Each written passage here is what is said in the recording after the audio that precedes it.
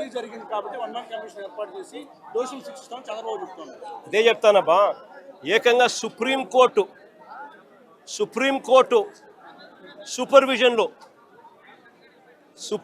సూపర్విజన్లో CBI పనిచేసింది.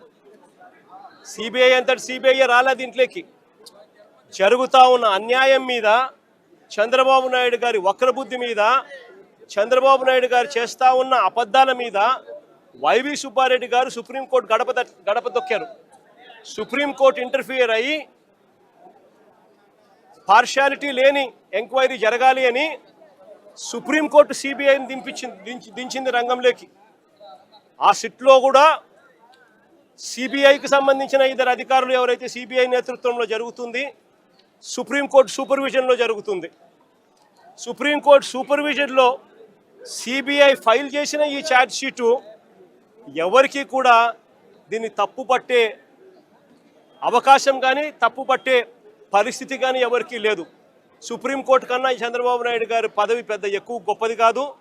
Supreme court సూపర్విజన్లో చేసిన CBI charge sheet will prevail. ఈయన వేసుకుంటా ఉన్న వన్ మ్యాన్ కమిషను ఈయన స్వార్థం కోసం, ఈయన సాటిస్ఫాక్షన్ కోసం వాళ్ళు ఏ విధంగా కూడా నిజాలు చెప్పినా కూడా ఆ నిజాలు తప్పు అని చెప్పి ఏకంగా ఈయన వేసుకున్న మనిషితో దాని అబద్ధం, ఆయన చెప్పి అబద్ధాన్ని నిజమని చెప్పి చూపించే ప్రయత్నమే చేస్తాడు తప్ప దానికి ఎటువంటి శాంక్టిటీ ఉండదు, ఎటువంటి విలువ ఉండదు. చంద్రబాబు నాయుడు గారు ఎన్ని చేసే కొద్దీ ప్రజల్లోనూ ఇంకా చులకనవుతూ పోతాడు అన్నది చంద్రబాబు నాయుడు ఖచ్చితంగా గుర్తుపెట్టుకోవాలి. చంద్రబాబు నాయుడు గారిని అడుగుతా ఉన్నా, అయ్యా నీకు అనుకూలంగా నీ ప్రభుత్వంలో నువ్వు సేకరించిన శాంపుళ్ళు, నువ్వు ఎన్డీఏలో భాగంగా ఉన్న సిబిఐ వచ్చి ఎంక్వైరీ చేస్తూ ఉంటే ఆ రిపోర్టే నీకు అనుకూలంగా నీకు రానప్పుడు నువ్వు ఏ రకంగా నువ్వు చేసినది కరెక్ట్ అవుతుంది అని చెప్పి నేను చెప్తా ఉన్నా. ఆ రిపోర్టే నీకు అనుకూలంగా రాలేదు కాబట్టి నువ్వు చేస్తూ ఉన్నది ఏంది, మళ్ళీ నీకు అనుకూలంగా రిపోర్ట్ వచ్చేదాకా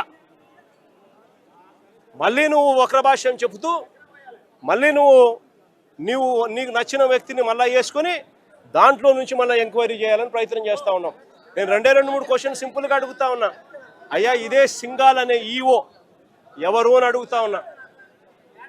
ఇదే అనిల్ సింఘాల్ అనే ఈఓ చంద్రబాబు నాయుడు గారు ముఖ్యమంత్రిగా ఉన్నప్పుడే టీటీడీ ఈఓగా పనిచేశాడు, ఈఓగా ఉన్నాడు. మా ప్రభుత్వం అధికారంలోకి వచ్చిన తర్వాత మేము ఆయన కొనసాగించాం. మా ప్రభుత్వ హయాంలో మేము తప్పు చేసినాము అని చెప్పి చంద్రబాబు నాయుడు గారు అనుకుని అది వాస్తవం అని చెప్పి ఆయన నిజంగా కూడా చిత్తశుద్ధితో నమ్మి ఉంటే ఇదే అనిల్ సింఘాల్ను మళ్ళీ చంద్రబాబు నాయుడు గారు ముఖ్యమంత్రి అయిన తర్వాత మళ్ళీ ఈఓగా ఎందుకు తెచ్చినాడు అని అడుగుతా ఉన్నా. దాని అర్థం ఏమిటి? ఆయన చేసే ఆరోపణలలో చిత్తశుద్ధి లేదని చెప్పడానికి ఇది నిదర్శనం కాదని అడుగుతా ఉన్నా. ఇంకొకటి కూడా అడుగుతా ఉన్నా. శ్యామల్ రావు అనే వ్యక్తి ఈఓగా చంద్రబాబు నాయుడు గారు ఇమీడియట్లీ ముఖ్యమంత్రి అవుతానే టీటీడీ ప్రక్షాళన చేయాలని చెప్పి తీసుకొచ్చాను అని చెప్పి ఆయన చెప్పుకున్నాడు. మళ్ళీ అదే శ్యామల్ రావును చంద్రబాబు నాయుడు ఎందుకు తీసినాడు అని అడుగుతా ఉన్నా. టీటీడీ ప్రక్షాళన కాకమునిపే అయ్యిందా అని అడుగుతా ఉన్నా.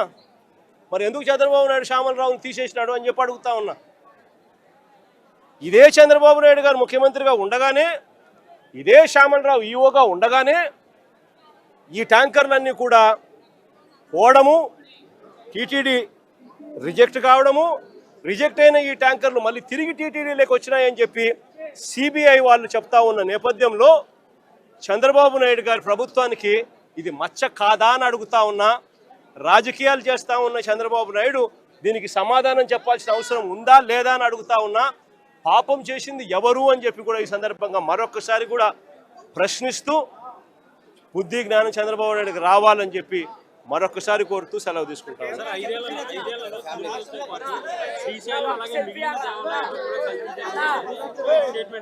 ఆశ్చర్యం ఏమిటో తెలుసా? చంద్రబాబు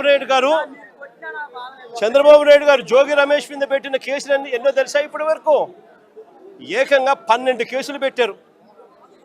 కల్తీ లిక్కర్ ఫ్యాక్టరీని చంద్రబాబు నాయుడు గారు తంబలపల్లిలో ఆయన గెలిచిన ఆయన పార్టీ తరఫున కంటెస్ట్ చేసిన క్యాండిడేట్ ఎవడైతే పోటీ చేశాడో ఆ క్యాండిడేట్ కల్తీ లిక్కర్ ఫ్యాక్టరీ పెడితే అది ఎక్సైజ్ డిపార్ట్మెంట్కు ఆయనకు మధ్య లావాదేవీలు కుదరక బయటపడితే ఆ కల్తీ ఫ్యాక్టరీ కేసులో ఆ జయచంద్రారెడ్డిని బుక్ చేసి చంద్రబాబు నాయుడు గారు లెంపలేసుకోవాల్సింది పోయి అది జరగగా జోగి రమేష్ను ఆ కేసులో కూడా తీసుకొచ్చాడు.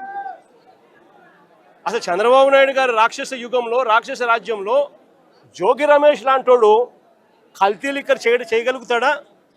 దాన్ని మళ్ళా డిస్ట్రిబ్యూషన్ చేసేది ఎక్కడ? చంద్రబాబు నాయుడు గారికి సంబంధించిన ఆయన మనుషులతో నడిచే బెల్ట్ షాపుల ద్వారా దాన్ని అమ్మాల. అంటే ఆ డిస్ట్రిబ్యూషన్ జోగి రమేష్ పోగలుగుతాడా? ఎంత అన్యాయమైన కేసులు పెడతా ఉన్నారని చెప్పడానికి నిదర్శనం ఇది. 12 కేసులు పెట్టారు, చివరికి 83 రోజులు జైల్లో కూడా పెట్టారు.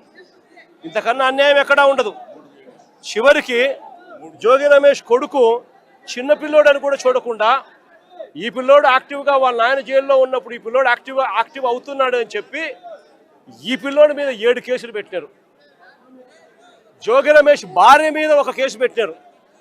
వీళ్ళే పోలీసులే దౌర్జన్యం చేసి వీళ్ళే ఆమె పోలీసుల మీద దౌర్జన్యం చేసింది అని చెప్పి ఆమె మీద కూడా కేసు పెట్టారు.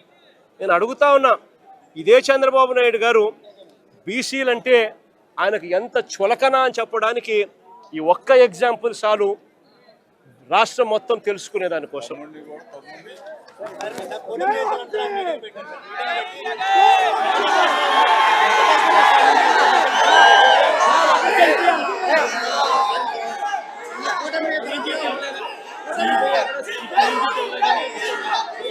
టీటీడీలో మాత్రమే కాదు, ఈ సైడ్లో కూడా కల్తీ జరిగిందని చంద్రబాబు అన్నారు.